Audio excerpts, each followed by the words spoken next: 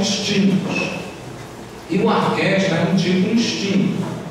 São forças que, quando nós permitirmos que elas funcionem com o nosso conhecimento, com o ego, tendo relação a essas forças inconscientes, como comer, dormir, ter sede, tudo isso, nós já vemos com isso. Então, os arquétipos são forças que querem nos projetar para ir além. É algo que nos permite caminhar em direção à totalidade. São os arquétipos. E o masculino é chamado de ânimos. Há tempos atrás, havia muitos rituais que nos transformavam em homens. Vocês conhecem, inclusive, nos evangelhos. Tem um momento que Jesus vai para Jerusalém, Maria fica procurando Jesus. Jesus, onde é que você... Aí encontra ele conversando com os rabinos. Ela pergunta: Jesus, você saiu, não avisou nada? E ele responde, é claro que eu estou adaptando, tá? Ele responde assim: mãe, você não sabe que eu já me transformei em homem? Que ele tinha acabado de fazer o bar mitzvah dele, que é com 13 anos. No judaísmo, com 13 anos, o rapaz se torna homem. Há um machismo muito grande. Isso é antigo. O machismo aprisionou a mulher, mas aprisionou a nós homens também. Essa sociedade machista, ela aprisionou os dois lados. Aliás, os 4 lados. Aprisionou a mulher e o ânimo dela. E aprisionou os homens e a nossa ânima, o nosso, vamos chamar assim, lado feminino. Então, o inconsciente poderia se chamar também de mundo visível, que inclui também o mundo espiritual, tudo isso, que é o que nos cerca e que sustenta a nossa vida. O rei, ele é ordenador, ele ordena a vida. Moisés fez isso, né? Moisés lidera 40 anos o povo hebreu nos desertos. Esses 40 anos são simbólicos, né? Para os judeus, 40 é uma grande transformação, porque ninguém nasce líder. Você se torna, você vai aprendendo através de seus erros e acertos, decepções. Os 40 para os hebreus significam grande transformação. Quantos dias Jesus passou para meditar as tentações antes das suas lições? 40. Quantos dias foram um dilúvio? 40. Quantos dias Moisés passou em cima do Monte Sinai para receber os 10 mandamentos de Deus? 40 dias nas 2 vezes, né? Porque foram 2 que ele quebrou. Enfim, a história dos hebreus, 40, significa grande transformação. E eles passaram muitos anos. E Moisés foi preparando esse povo na guerra, porque sabia que eles iam ter que enfrentar cananeus e filisteus, e preparando numa união espiritual, monoteísmo. Porque hoje o rei, ele não se abate, a não ser que ele tenha ele estimula novos líderes, ele estabiliza e centraliza, a não ser que ele tenha se trabalhado mal na sua liderança. Aí qualquer coisa ele vai se sentir ameaçado. Como é que era chamado Jesus, o Messias? O Rei Salvador. Os hebreus esperavam um rei, só que não entenderam que na verdade era um arquétipo do rei, a força de um rei. A gente entende que ele seja o céu, que ele seja o todo, a completude. Você sabe que os romanos detestavam os hebreus. Aliás, todos os povos detestavam os hebreus, que os hebreus não falavam que os outros deuses, que o Deus dele era o melhor. Não, falavam que os outros não existiam. Então os romanos adoravam fazer piadas sem graça nos deuses, porque eles eram tão miseráveis, tão pobres, tão burros, que só tinha um Deus. Você tem um guerreiro, o lado fraco do guerreiro mal desenvolvido, mal estruturado, desse arquétipo, é o sádico, e tem muito medo. O herói, na visão que a gente está dando aqui, é o arquétipo infantil.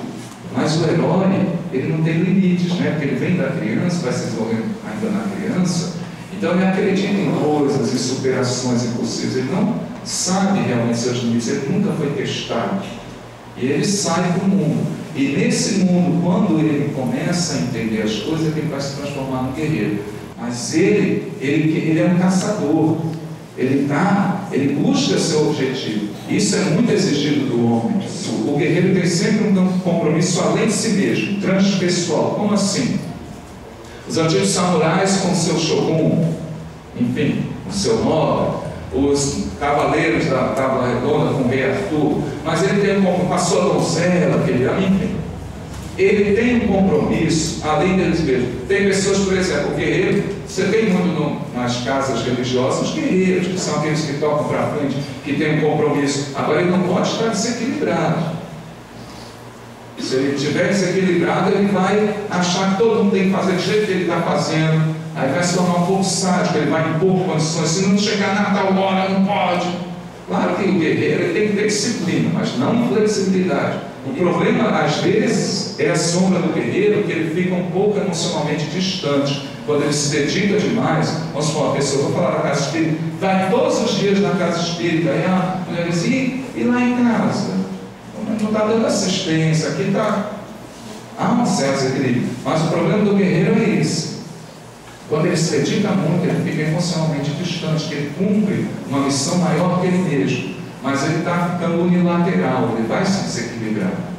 Ele não está percebendo as outras energias masculinas que para ele crescer ele precisa. O mago tem embaixo dele, né, se for bem desenvolvido, o manipulador, porque o mago é aquele que conhece muito. É aquele que foi iniciado num determinado conhecimento. E uma das funções do mago é passar esse conhecimento adiante. É o conhecimento e técnica, a medicina, conhecimento religioso. É aquele que vê um pouco além do que a maioria está vendo ou do que aparentemente existe. Ele vê que a vida tem muita coisa. O mago é aquele que consegue estabelecer as conexões entre todas as coisas. Então a criança precoce tem isso, né? A criança que vai desenvolvendo, muitas vezes ela não é estimulada. É a fase que a gente se estimula. Por que papai? Por que mamãe? Por quê? Por quê? Peraí, meu filho. Mas ele está desenvolvendo o arquétipo do conhecimento do mago, aquilo que impulsiona. O amante é o amante viciado, vocês devem conhecer, que ele se vicia em várias coisas. Amante viciado. O outro, o amante impotente. Aquele que não rompeu os laços, mas eu vou estender, não só com a mãe, mas também com o pai. Ele ficou muito preso ainda na mãe, no amor da mãe e na ausência do pai, de modelo masculino. E aí ele cresce e ele não sabe amar verdadeiramente. Então o amante é aquela pessoa que tem muito prazer na vida. Ela vive, ela tem paixão, ela tem entusiasmo, todas as coisas se ligam, tudo está conectado. Ele é empático, quando ele ama, ele percebe a dor do outro, ele ajuda, ele está conectado. São pessoas excelentes curadoras também, excelentes médiuns. Aí, pessoal, a figura do amante é Salomão, né? Salomão, ele se perdeu nisso. Ele tinha, diz a Bíblia, 700 mulheres e 300 concubinas. Ele era um grande amante. Para que isso deve ser uma forma 7, né? Os hebreus também 7 é infinito. Devia ter muitos, 700, né? Nem mestre fez a pergunta: quantas vezes devo perdoar meu irmão? 7 vezes? E Jesus diz 70 vezes 7. 7 é infinito. O mundo foi criado 6 dias, no 7 dimensão infinita. Não é para perdoar 490 vezes. Ele, quando tinha muitas mulheres, ele respeitou os deuses das mulheres, as deusas, e fez estátuas para todos os deuses. Eles eram monoteístas, os judeus. E Salomão desenvolveu a riqueza, desenvolveu o comércio, fez o templo de Jerusalém primeiro, desenvolveu o comércio com a Fenícia, Tiro. Israel, que é minúsculo, cresceu pra caramba, mas ele cultuou as várias deusas. E uma das lições que fica: a sua mulher não é uma deusa. Porque se você achar, como a Salomão achava, que as mulheres dele eram deusas, mereciam culto às deusas, você nunca vai se relacionar com ela. Assim com a imagem que você faz dela, com a sua ânima de perfeição. Aí um dia ela vai virar bruxa. Dizia Shakespeare: nossa vida é feita da mesma matéria dos sonhos. O mundo espiritual do inconsciente é a mesma matéria. A matéria, quando a gente sonha, tabacacá, as coisas ganham forma, os nossos medos são personificados. Então, o inconsciente, muitas vezes na reunião mediúnica, a gente incorpora um complexo de uma pessoa, que é parte dela, daquele espírito, mas é um complexo que está idealizado. É a forma do pensamento, como diz André Luiz.